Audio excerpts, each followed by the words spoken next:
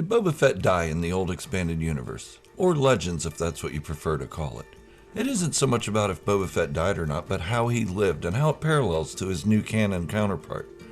Boba Fett escaping the Sarlacc pit isn't a new concept. I know a lot of anti-Boba Fett fans will be mad at me for this video, but it's the truth. There are parallels between the Boba Fett of Legends and the Boba Fett of canon. The Legends continuity, there were generations of Fetts beyond Boba, but still offspring and descendants of Boba Fett.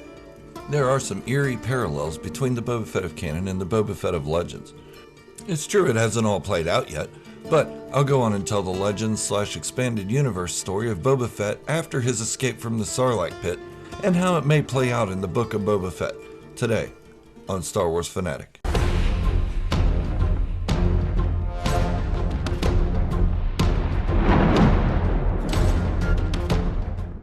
If you're new to the channel, go on and slap that subscribe button like an unruly Jawa and turn on all notifications to stay up to date on all my Boba Fett, Mandalorian, and general Star Wars content, theories, and discussions. And don't forget to high-five the like button to show your love for the hard work I put into this channel. Now, on with today's story. Boba Fett awakens inside the Sarlacc after clumsy Han Solo bumps him in. He's still alive. Just moments later, Jabba's sail barge explodes and Boba Fett is jolted free. He then lobs a couple grenades at the interior of this giant Sarlacc. The explosion frees Boba Fett from the pit. This is a short version of the events, but you get the gist of it. After the Sarlacc incident, Boba Fett is found by Dengar and nursed back to health. The two become friends and go on adventures together. But that's a whole other story entirely. Maybe. I mentioned that some of Boba Fett's Legends storyline is paralleled with his current canon story. Okay, what I should have said was his current canon story may be building up to parallel his Legends counterpart. If you don't read the Thrawn novels, you won't know what I mean, but I'll explain. In Legends, there was a group of beings called the Yuuzhan Vong. These aliens came from outside the Star Wars galaxy and invaded it during the Age of the New Republic. Some hundreds of trillions of sentient beings were killed during this war. Now, these beings don't exist in the new canon, but there is a race of beings that are very similar, the Grisk. As the same with the Yuuzhan Vong, the Grisk started in the unknown regions and worked their way inward. The timelines are a little different though. Instead of it happening during the New Republic era, it's happening near the end of the Imperial era, roughly 5 years before its collapse. But, in all fairness, it's really just building up at this point. This could turn into a full-scale war by the same time as the events of The Mandalorian and the Book of Boba Fett. Boba Fett played a major role in the Yuuzhan Vong War. This is where he became the Mandalore his father was raising him for, and he led the Mandalorian people to victory against the alien race, alongside Luke Skywalker and the New Republic. Yes, he and Luke got along after the fall of the Empire, as he also got along with Han Solo. In fact, he got along with Solo so well that he trained Han Solo and Princess Leia's daughter to fight her brother, Darth Caedus. But that too is for another story. Maybe. Okay, so the Grisk and Yuuzhan Vong are a lot alike. I can't tell you 100% that Boba Fett is being set up as an equivalent to his Legends counterpart, but I can say the stories are becoming quite similar. So, I hold on to my theory that Jon Favreau and Dave Filoni have done a lot of research into the Legends material. Why else would you think we're regarding their stories as some of the best Star Wars of the Disney era? Because they know Star Wars, and they know what fans like about Star Wars. I think Boba Fett's treatment will be about the same. Not exactly the same as Legends, but very similar. But you didn't come to this video to hear me talk about my theory over and over.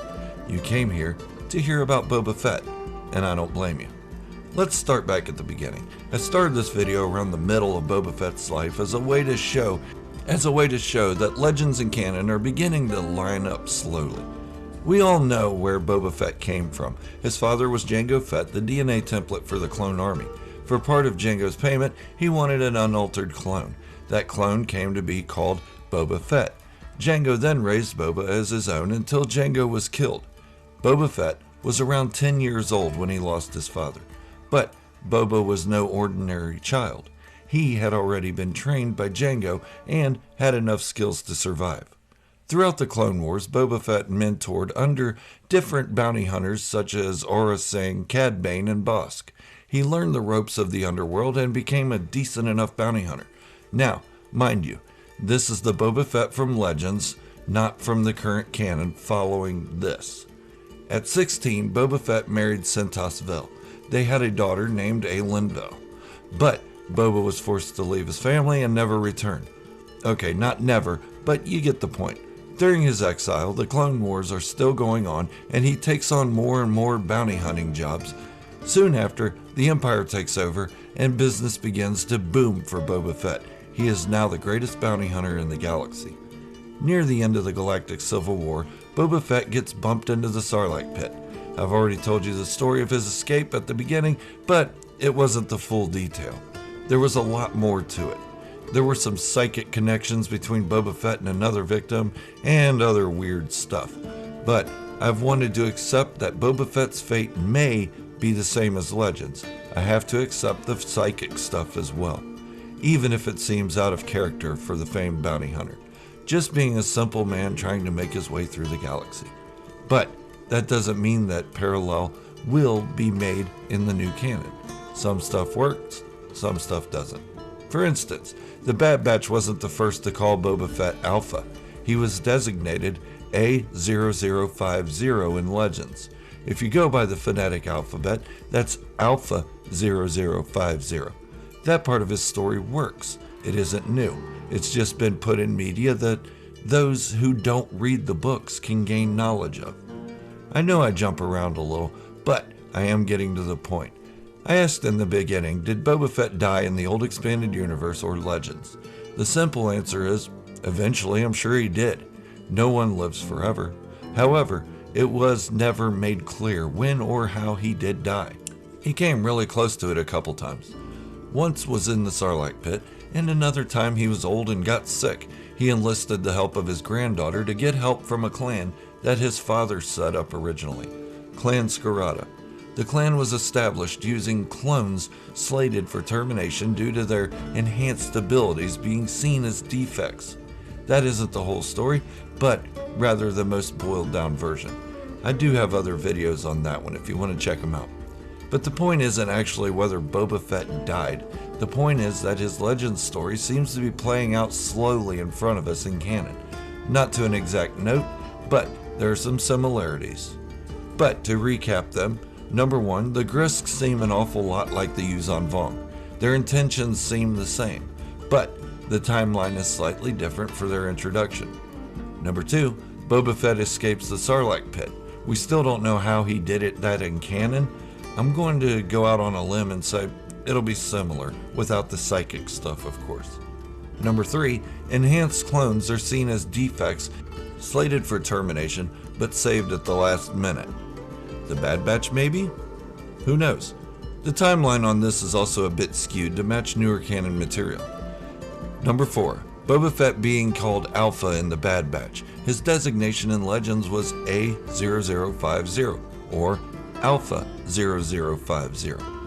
And the differences in the stories being this. Number 1, we don't know if Boba Fett ever got married in canon. We haven't seen that part of his life, and there is no indication that he did. In fact, instead of a daughter, he may have a little sister named Omega. We will see.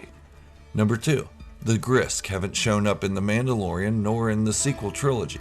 The only references we have to them are in the Thrawn novels.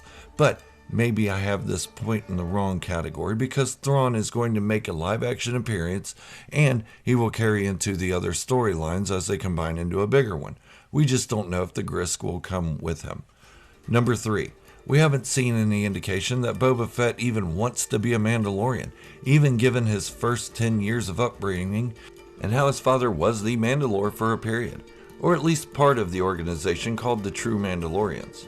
Yes, that's canon now. But with all this Boba Fett hype, no matter how the story plays out, it promises to be a great ride. I'm just a bit stuck on my theories. Why? Because to me there's evidence. I'm not making these theories based on emotion, I'm looking at the facts. But what do you think? How excited are you for the book of Boba Fett? Do you think it should end with one season or multiple seasons? Should Boba Fett become the Mandalore of his Legends counterpart?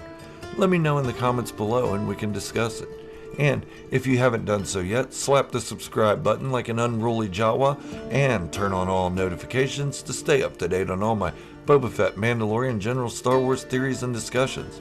And if you would be so kind, high five the like button to show your love for the hard work I put into each video. Thank you for watching, and remember, this is the way, the only way.